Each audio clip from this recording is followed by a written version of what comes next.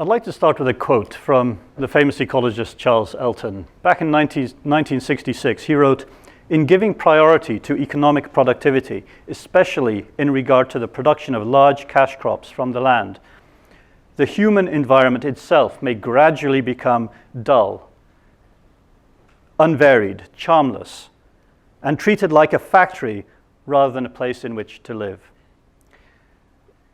Well, little progress has been made in the 50-odd years since that time. We continue to treat the environment as a factory to large degrees.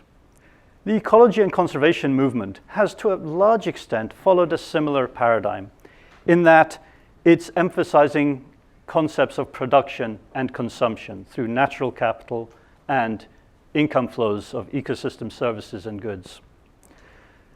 There is another perspective, of course, and that is Aldo Leopold's land ethic, which tries to emphasize the conscience within us about the value of conservation. Aldo Leopold talked about a social, a historical, a cultural connection to nature.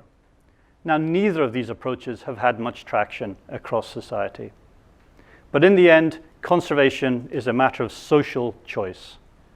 So therefore, we need to be thinking about how society responds to this and what the constraints are to us conservationists in embedding these views within society. I see three challenges in terms of the groups of people across society that we need to engage with. There are those who simply don't know enough about biodiversity, are unable to connect to biodiversity and its values because they just don't know enough about the implications of their decisions on the environment.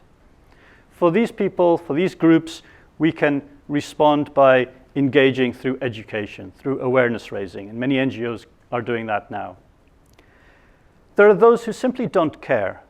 So they already know about biodiversity. They know about the impacts of decision making on the environment around them. But to them, it's not a sufficiently important priority for them to change their ways. And for this, we might be thinking in terms of working with them and engaging through political incentives. There are those who have no choice. They simply, regardless of their views to biodiversity, they're simply in a position where their livelihood constraints are such that they're forced to pursue a course of action which is destructive to the environment. So for these people, we need to be addressing issues such as poverty alleviation, such as market opportunity diversification, addressing inequalities in livelihoods and opportunities. As a research community, we need to develop strategies for engaging these three different groups of people in terms of conservation and biodiversity. We need to be undertaking research on the opportunities by which to deliver economic and environmentally equitable solutions for those who don't know, those who don't care, and also those who have no capacity to change currently.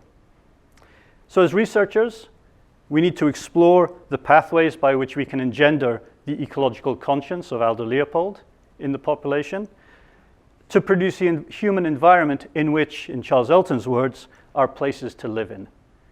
These pathways are themselves research opportunities that we need to be addressing. Thank you.